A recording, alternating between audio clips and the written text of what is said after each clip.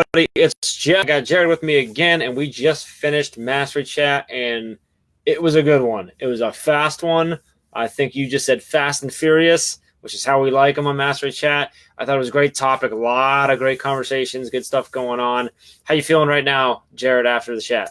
I'm feeling great, and honestly, some of the sentiments that were expressed with some of the questions is very similar to a lot of the conversations that I have in various parts of the Midwest and even on the different coasts. And it, as you could tell, is I don't know what you kind of gathered from it, but from what I gathered from that conversation as a whole is that professional learning for adults, the educators that are in charge of learners, is in a lot of different places right now.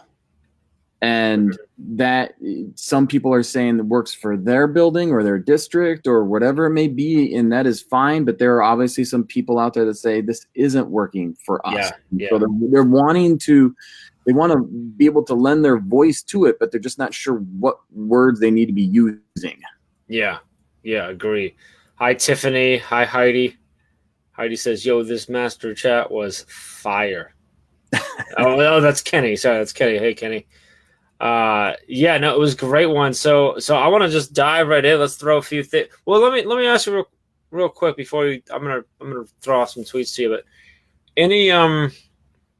were there any of the questions that brought up answers or conversations that you didn't see coming that are unique? Maybe some new things that maybe you haven't heard. There's certain maybe concerns or thoughts in other conversations that came up today, or was it fairly on par or with what you normally run into?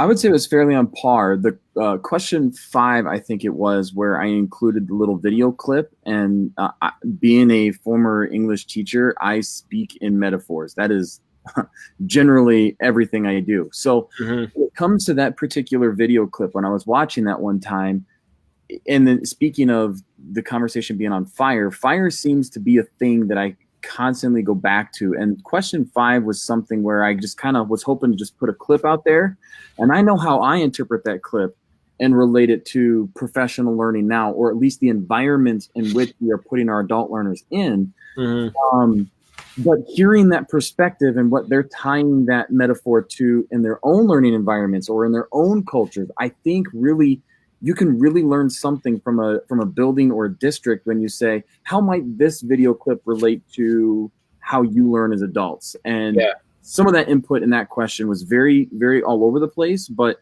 I could see some of those connections very easily. Very cool. Very cool. So let's look at real quick. I want to throw some in and just get your thoughts on things. So question number 1 was, when I say the words professional development, what are the first words or phrases that come to mind and why? So a few of these, Tammy Jimenez says, an opportunity to grow professionally. This can take many different formats: online, on-site, off-site, long distance, with colleagues, strangers, or even alone. Let's see. Hannah said, to me, professional development means continued learning and growth while sharing and interacting with colleagues in my field. What do you think of that one? So like the professional development, when you say those words, what are the other 2 words that come to your mind, Jared? And that's a weird, I guess, thing to do, but for me, when I was in the classroom as a teacher and you would hear the letters PD, that for me normally drudged up some negative connotations, which was a lot of the tweets that were included in there. Then you had people that were including tweets like that were basically taking the letters and saying, this is me learning on my own over here on Twitter or doing this reading or whatever it may be. And I think those are the people that obviously really embody that professionally driven mindset. And that those are the educators that we really want to keep in our culture and foster and build in our culture. But what I really strongly advocate for, and the message that I really try to get across in my book, is not just here's the why we need to change the adult learning cultures, but here's the how. Like, what do we need to set up and put in place in order to get those, in order to allow those professionally driven mindsets to really grow? And a big piece of that is taking that sustainable autonomous learning time and build it into the contractual PD time. If your school or your district has so many contract days or contract hours or whatever it may be, to basically say to a group of adult learners, the time that we have together as a district is going to be spent on this training, this training, this training, and this training, and any other learning you want to do, that is done on your own. And if you are not allowed, or if you choose not to do that extra learning on your own, then you may be labeled as a lazy or lousy teacher. Yeah. That is completely unfair. Yeah. And I really strongly advocate for bringing that kind of learning that we want them to do outside, bring that inside the contractual PD time. Yeah. So is that so when you're running there, like in your district, Jared, is that how your district runs? Is it, are there, I mean, I'm sure there's certain days that are structured, but then are you having days where, what do those days look like? Is it just sort of, hey, for this hour, this time block, you can do what you need to do? Yeah. Like, I mean, when you do that, do you just kind of let them run? Do you provide opportunities, but they're allowed to kind of go where they want and create their own path? Like how do you run it at your district? So you're throwing a question at me that is going to probably take us deeper than what we have time for in a recap. I got all night, Jared. I could literally talk about this all night, and you think I'm joking, but challenge accepted. What it really comes down to is the time per month isn't just a willy-nilly go read and look at whatever you want, because there are some of those educators that will basically say they'll get on Twitter and they will find the latest trend and then they will put that into their classroom in some way, shape, or form. Yeah. They didn't stop and reflect and think about their own learners, so to speak. They just kind of try it for trying's sake. So when it comes to actually figuring out what is, speaking of metaphors, the other metaphor that I use that throughout my entire book is mountain climbing, is because the summit, everybody is trying to reach the exact same summit. And for me as an educator, whether I'm a building administrator, classroom teacher, even if I'm the bus driver, that summit has to be positive effects on learning outcomes. That looks differently in a math classroom in the middle school level versus a preschool classroom versus an AP level statistics classroom. Whatever that may be, positive effects on learner outcomes, we're all striving to get to that point. However, my point A is totally different than another teacher's point A. Yeah. And another teacher's point A, and so forth. And there are infinite number of starting places as well as pathways to get to that point B.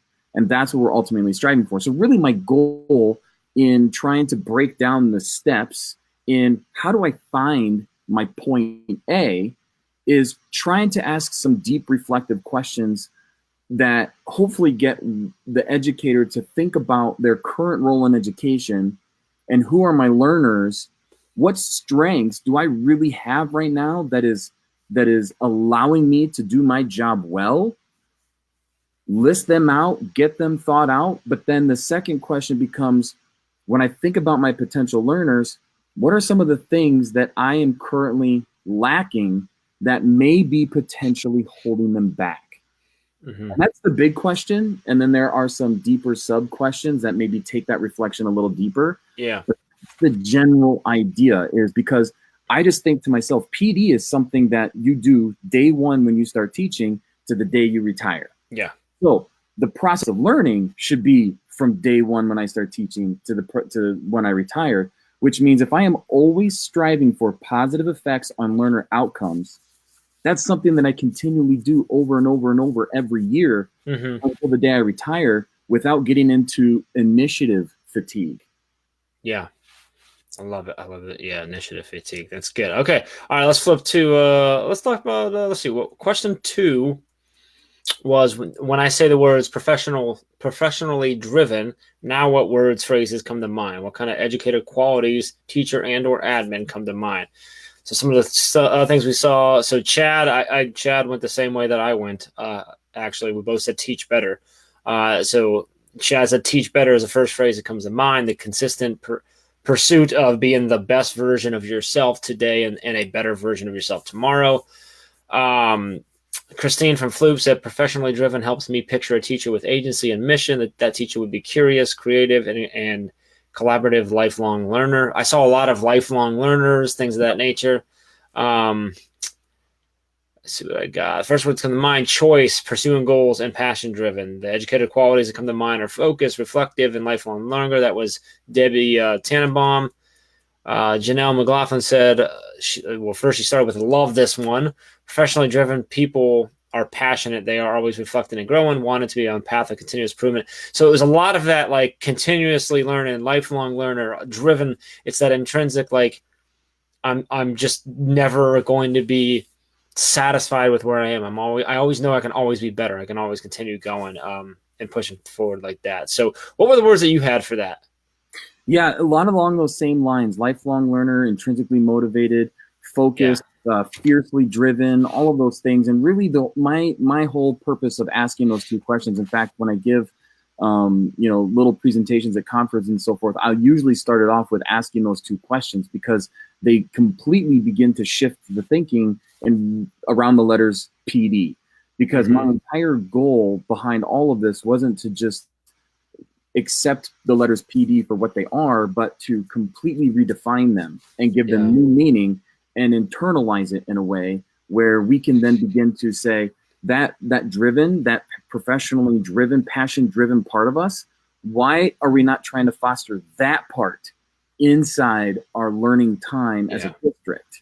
And then how do we go about doing that? And then, of course, questions and answers and questions and answers, and the whole cycle continues on. But really, to me, understanding how to be professionally driven isn't just like I do this, I do this, I do this. It's I think this, I think this, I think this, and those then motivate the action and what it's fostering that mindset and that passion, that drive, and those thoughts. Then that's what needs to lead to steer all the other stuff. That's what leads us to, okay, now what do we need to do in order to get you to the thoughts? Just like we were talking about, like, what do we need to do for you to get you from your point A to that point B, or at least advance you along the line, so a path? Because now that we've done this thinking, we've done this reflecting, we figured out that you're here, Jeff's here, Jared's there, Susie's here, like we're all trying to get to the same thing. So it's going back to that. It's allowing that professionally driven mind to lead the direction, lead the charge of that. So Tammy saying, I would also add that I believe professionally driven persons are ones who are also solution oriented. I think as well, like, yeah, absolutely. People who have that mindset or thinking that way are not stuck on whose fault is this and the problem's so bad or whatever. They're immediately flipping to, okay, how do I fix this? What do I need to do? That's something I notice all the time. Like, great teachers, that's where they go. They are solution oriented all the time, always looking for a solution. It's just sort of known, like, hey, things are going to go wrong, problems are going to exist, so I don't have time to worry about the problem. I just need to fix it, and so I got to figure out the solution and go from there. So, and I think also, just real to piggyback off of that, I think it also includes the thinking that I am going to focus on the things that I know I can control. Because I've often heard from teachers that here's a problem in my classroom and it's because of, and then they'll list all these things that are totally out of their control, right? Yep.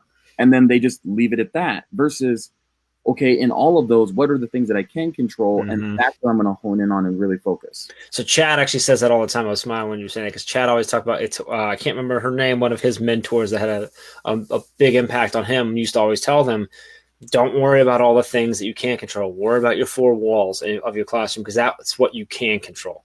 You can't. You're not necessarily going to be able to control any of the other things, but you can control that. You can control, and then I think beyond that, you can control how you react to things. So am I going to be beat down because my district is not progressive or stuck in their ways and I disagree with it? Or am I going to reflect on it and figure out that solution? How am I going to work within this confines of what it is? You know, we do a lot of training on mastery learning, standards-based grading, things like that, but we work with a lot of teachers who are in a district that isn't standards-based, so they have to report a certain way, and we always go, okay, that doesn't mean you can't do it. That just means we got to be creative about how you do it and how you can still instruct on a standards-based mindset and teach that way, but then transform it to fit within the restraints. We just got to get a little creative and stuff. So it's that solution-oriented. I love that you added that. So there's Tammy continuing on. Bingo. Sometimes there's a hyper focus on things we cannot control. Instead, we need to focus on what's in our power and control and move forward from there. Absolutely right. Spot on, Tammy, as always. Let's take a look real quick. So question 3 was, if we go by this definition of professionally driven, what does this mean to you in your role in education? Let's see what we got here. I got I did a lot of screenshotting of answer 2. Hold on a second. I gotta click through all these screenshots. So Christine Van Floop says I feel very much that I'm professionally driven, rooted in research and collaboration. I care about always working to refine my practice by learning more every day and sharing my knowledge with others. Debbie said, I believe as a tech coach, you need to be professionally driven. Technology changes so quickly, and we constantly need to stay up on top of this. It's how I approach learning because it helps me be better educated for my students and staff. You said when the glass seems full, find a bigger glass, put it in there, and then pursue to fill that one. I enjoyed that. You know what? I'm going to stop there because your glass half full thing got some weird comments on it. I don't know if you noticed that. Yeah, I felt like, and this is, I don't know if anybody's watching that might have said something about that. Like, I feel like they were kind of missing what you said, and they were focusing on the negative connotation that is usually assigned to the glass half full thing, where what I took from you was saying, like, you're always seeing that, like, the glass is half full because there's always room to grow. You're always willing to go up, versus it's half full because I didn't get enough water. So I enjoyed that. And I saw a lot of people saying, like, I don't really care what it's full because I'm filling it up and I'm getting a bigger glass, and I enjoyed that. But that's sort of that mindset shift is, I love how you took what is typically a negative thing, but you were flipping it on it as a positive way. I love when I see people do that.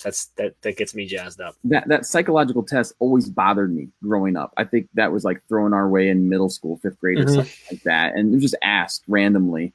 And of course they say, oh, this is the test to determine if you're a pessimist or an optimist. Yeah. So we've kind of been conditioned into, like, we know this question, but when I ask it in a large group, I say, how many do you see? And I just say, do you see the glass half empty or half full?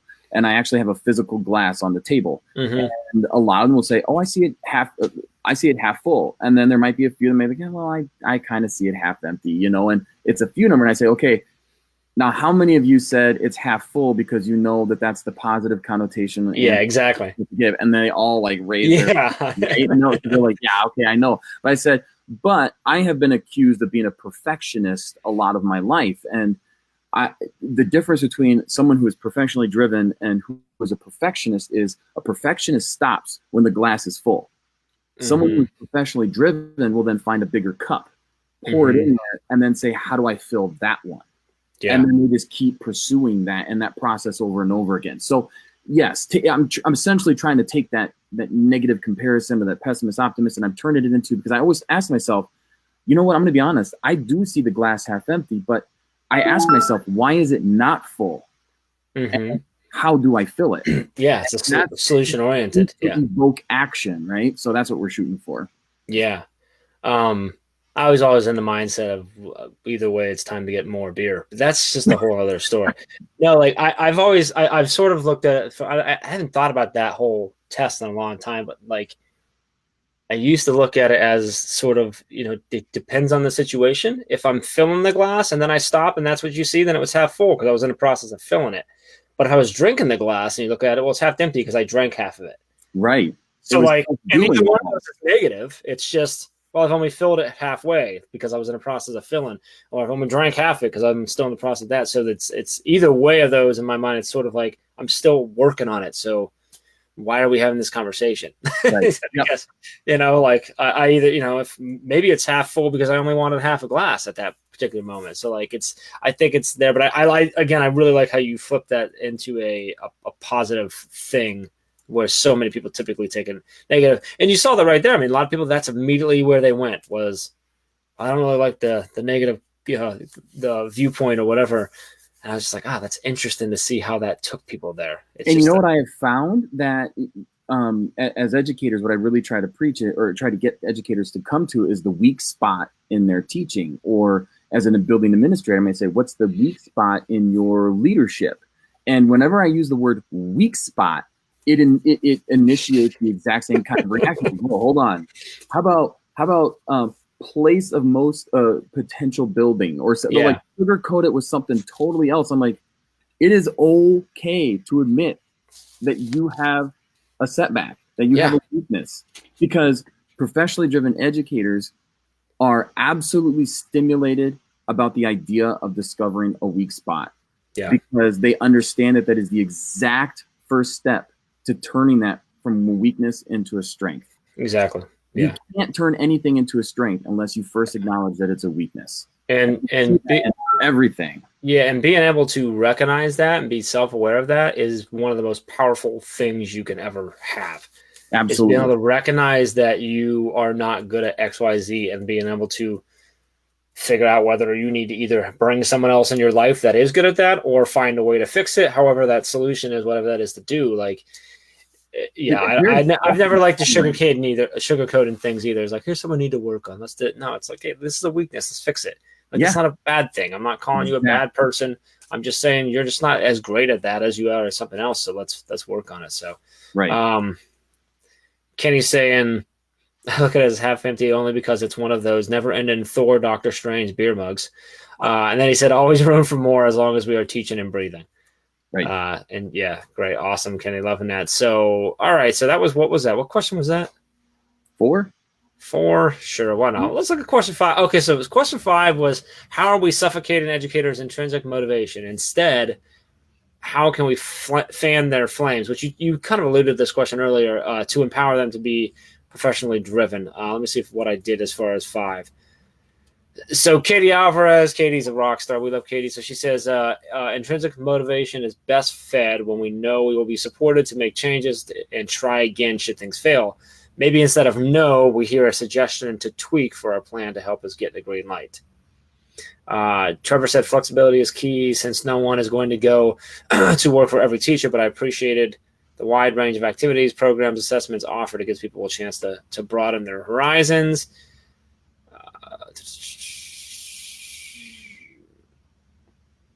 I'm trying to see what else I want to talk about here, but I think Hannah said teachers need to feel to be supported in order to feel safe and comfortable to try new things. We need leaders who stoke the fire instead of stifle our flames. So, what are your thoughts on that? So, like, how do we do that? How do we get the flame? We touched that a little bit at the beginning, but from your position there, as an instructional coach, like how are you doing that in your district? Do you feel that your district does it well, or are there areas that you guys can improve on as far as like, are you sometimes suffocating and putting the fires out, or are you doing pretty well at stoking those flames and keeping them going?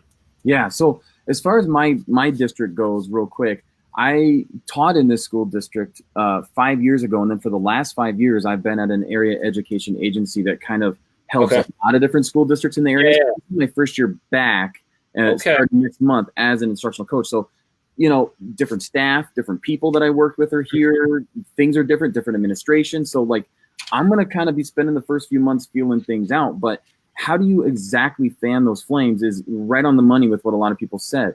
The support, the support, the support, and the support.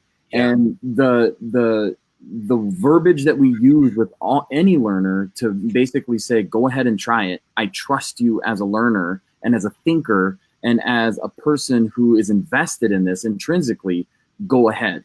And that green light to be able to do that and feel supported in the journey is a huge part of it. And another metaphor, another one that I often use is like, if you have a candle and you have a flame, if you put a glass over top of it, what happens? Put the flame out. The flame goes out. Sure. It doesn't happen instantaneously. Mm-hmm. It slowly dims out. And Yeah. I often have a lot of educators that have been in the profession for 20 plus years who have had this happen to them. One of them being my teacher hero, my 4th grade teacher, who thought about leaving the profession because she felt like her flame was getting snuffed.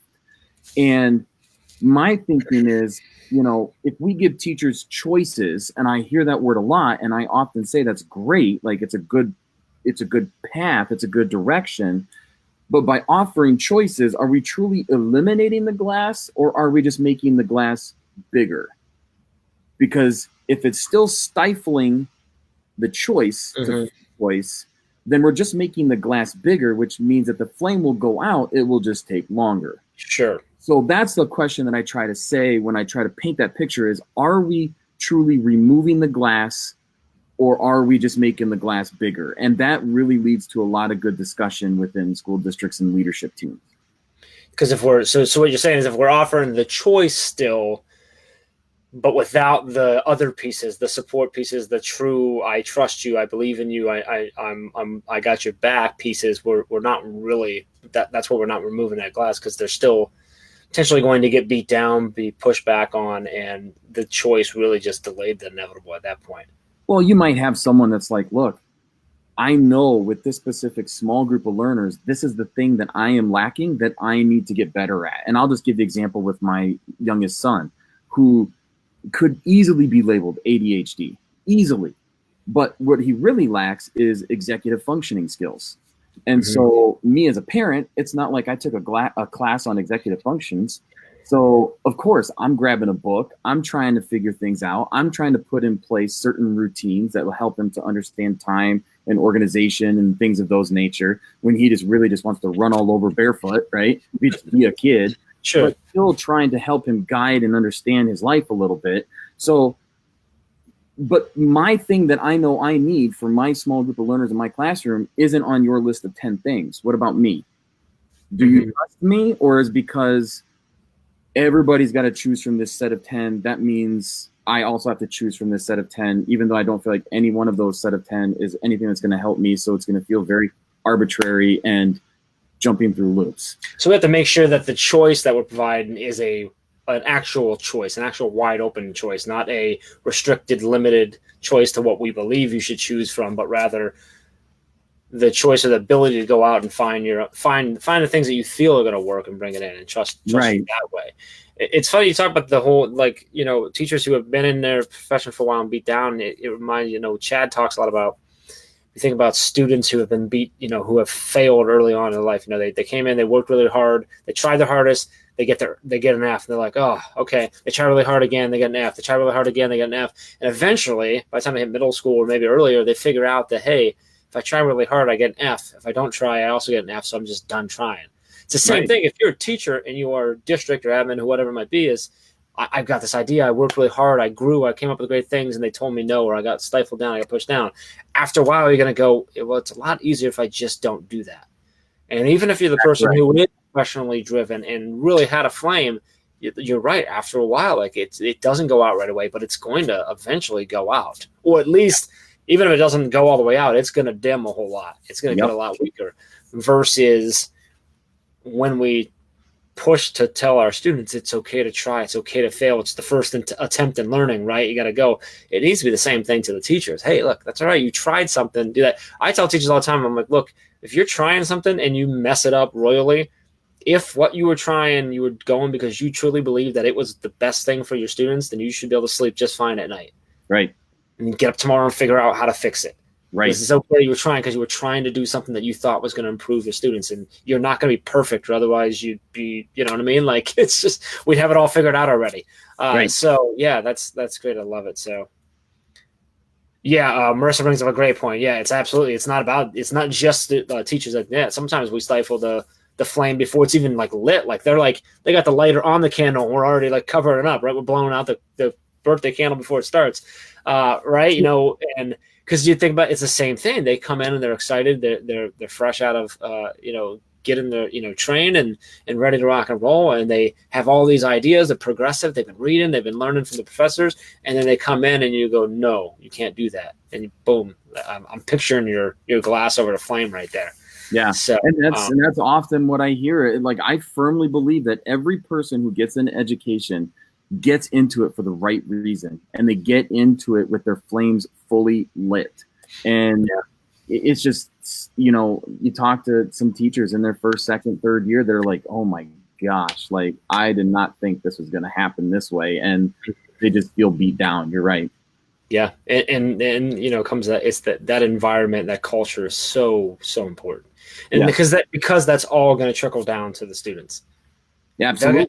The students they're going to figure out real quick if you're a teacher that's been beat down because you're miserable, and they don't know or care why you're that way, but they're going to feel that, and then they're going to be like, oh yeah, that's just how our school is. Our school's miserable. All the teachers hate being here. They don't like me, or whatever it might be. So yeah, that's such an important piece. So this has been an awesome conversation, Jed. I know I joked about it, but I don't want to keep you all night. But we really appreciate it. So I want to just thank you. Super cool to come on one last time. So the book, give me the book title. I know you can find it on Amazon. You also have it on your website and stuff, but give us the title real quick. Professionally Driven is the title. You can go to professionallydriven.com. Not only can you purchase the book and get a signed copy from there, you can get tons of downloadable free resources that I also have that you can print and have as your own, or There's even a shop there if you want to get some professionally driven swag. Nice. It's all there. What kind of swag we got? T-shirts, posters. Actually, one of the best sellers on there is the professionally driven mantra, which is on a poster. And I've had school districts that are implementing the model. They'll take that poster, they'll blow it up, and then they'll put it in their like teacher's lounge area or something like that. What is that mantra? What is the mantra? Oh, I don't have the entire thing memorized. Oh, it's a full. Okay, so yeah, it's a lot. it's definitely got the whole manifest. So go to the site. I got it going across the bottom of the screen. Go check it out. Go check it out. It's where everything's of our chat tonight came from. I think there's going to be a lot of value there. I'm going to get it right now on video proof there. Jared, will you come on to the Teach Better Talk podcast and talk all about this stuff too? All right, we're going to get them on there so you guys will be able to check that out. We will see you all next week right back here, Facebook Live, prior to our Mastery Chat, 8 o'clock Eastern, as always. And we will see you real soon. Have a good night.